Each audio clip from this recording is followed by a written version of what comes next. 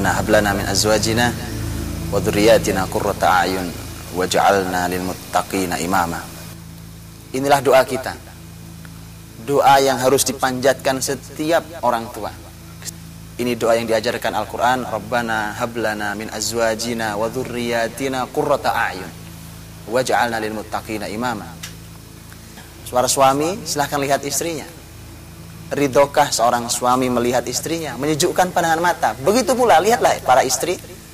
Lihatlah wahai para istri, bagaimana suami-suami Anda? Apakah adalah suami yang menyejukkan pandangan mata?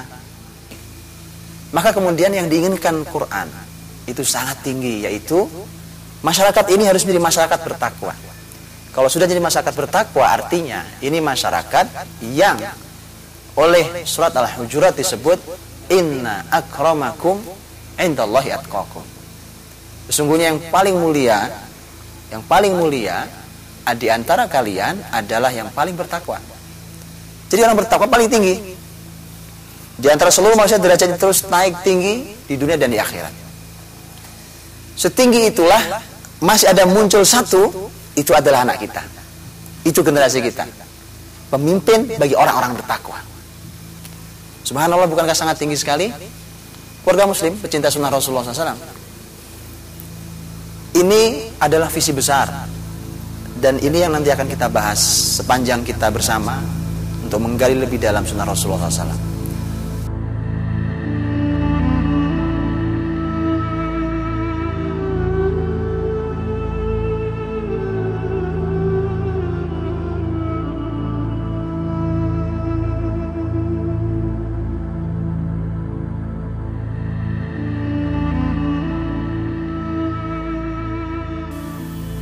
Ditertawakan dia, merendahkan sang guru, maka kemudian dipukul, sabat. Pelajaran hari pertama, hukuman pendidikan, hukum, bahkan harus dipukul pun pukul. Sang guru mendapatkan mandat dari ayahnya, bahkan untuk memukulnya. Bukankah ini kemudian bertolak belakang mungkin 180 derajat dengan konsep pendidikan hari ini? Saya secara pribadi jauh lebih percaya dengan konsep ini, karena inilah yang telah melahirkan orang besar. Inilah telah yang melahirkan orang sangat bersejarah, dicatat oleh sejarah manapun, bahkan dipuji oleh Rasulullah Sallallahu Alaihi Wasallam. Wallahu a'lam bishawab. Assalamualaikum warahmatullahi wabarakatuh.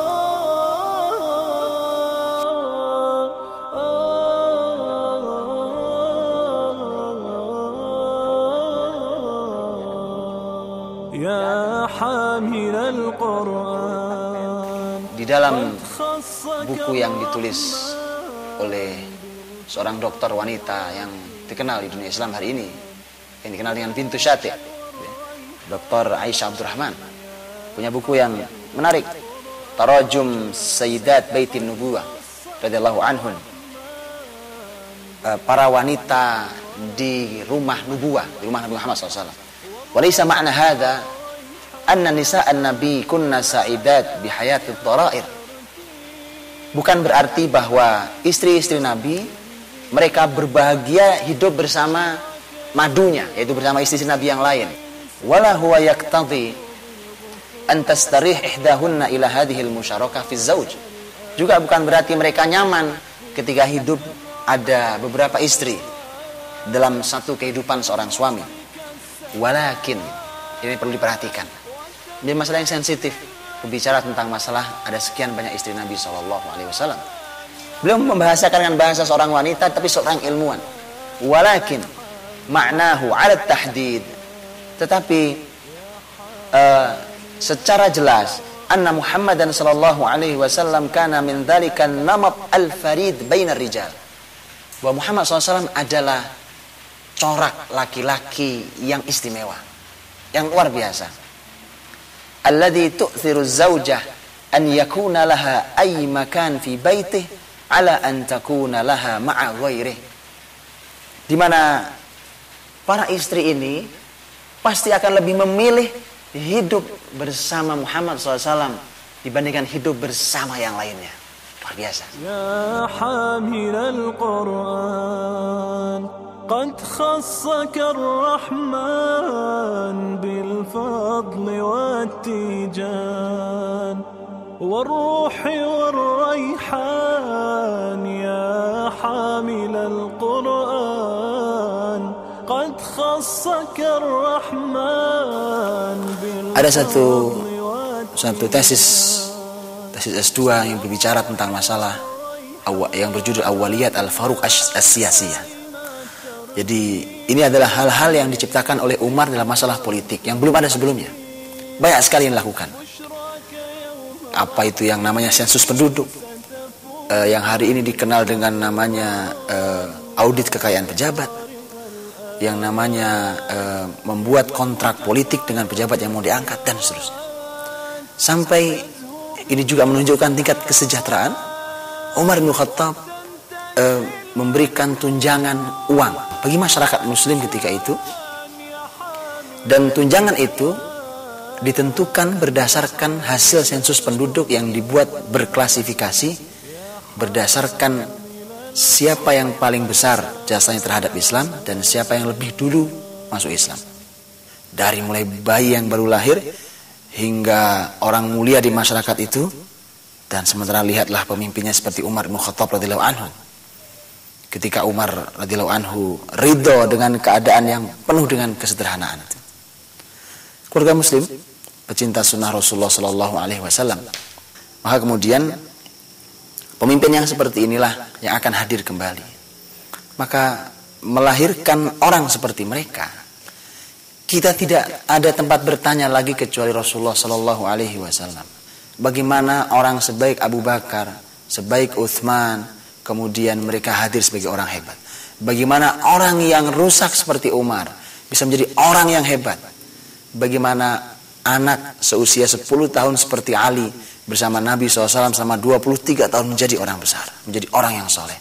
Dan bagaimana seorang anak kecil ketika itu masih berusia balita bahkan, itu Hasan bin Ali, cucu beliau, itu pun menjadi orang besar di kemudian hari dengan sentuhan Rasulullah sallallahu alaihi wasallam. Habibi, habibi. Setiap sore hari, setiap belajar sampai kemudian selesai pelajarannya, sore hari Al-Fatih naik kuda, didampingi oleh gurunya juga mengendarai kuda, didampingi, kemudian kuda terus dipacu perlahan sampai perlahan masuk ke Selat Bosporus. Kuda terus masuk ke dalam air terus sampai kuda tidak lagi berani maju karena sudah dalam. Kemudian sang guru mengatakan, itulah nak, di seberang itulah benteng Konstantinopel yang telah dijanjikan oleh Rasulullah sallallahu alaihi wasallam dalam sabda beliau, la taftahunnal Konstantiniyah fala ni'mal amiru amiruha wala ni'mal jaishu dzalikal jais. Kalian pasti akan menaklukkan benteng Konstantinopel. Yang berhasil menaklukkannya panglima luar biasa, dan pasukannya pasukan yang luar biasa. Dan gurunya mengatakan, itulah bentengnya dan kaulah panglimanya. Esok hari begitu sama, dibacakan hadis, itulah bentengnya, kaulah panglimanya. A'udzubillahi minasyaitonirrajim. Allahu nurus samawati wal ard. Allah adalah cahaya bagi langit dan bumi. Mathalu nurihi kamishkatin fiha misbah al-misbahu fi zujaja az-zujajatu ka'annaha kawkabun durriyyu yuqadu min syajaratin zaitunah mubarakah la syarqiyyah wala gharbiyah yakadu zaituha yudhi'u walau lam tamsashu nar nurun ala nur. Allah memberikan perumpamaan tentang cahaya Allah itu, kemudian di ujung perumpamaannya Allah berfirman nur ala nur, cahaya di atas cahaya. Kalau ada cahaya yang paling terang yang pernah kita lihat, kemudian itu yang kita saksikan dari muka bumi, dan bumi ini hanya di titik debu saja dari sekian banyak galaksi yang ada. Kemudian ada semesta ini, semua perlu cahaya. Di atas semua itu adalah cahaya Allah subhanahu wa ta'ala. Bahkan Allahu nurus samawati wal ard, Allah lah cahaya seluruh langit dan bumi ini. Inilah inspirasi dari rumah cahaya, agar rumah kita bercahaya. Wallahu a'lam bishawab. Assalamualaikum warahmatullahi wabarakatuh. حبيبي أنت رحماني أنا إن تبت مناني وإن أذنبت رجاني وإن أدبرت ناداني وإن أقبلت أدناني وإن أحببت والاني وإن أخلصت ناجاني وإن قصرت عافاني وإن أحسنت جازاني حبيبي أنت رحماني إن تبت مناني وإن أذنبت رجاني وإن أدبرت ناداني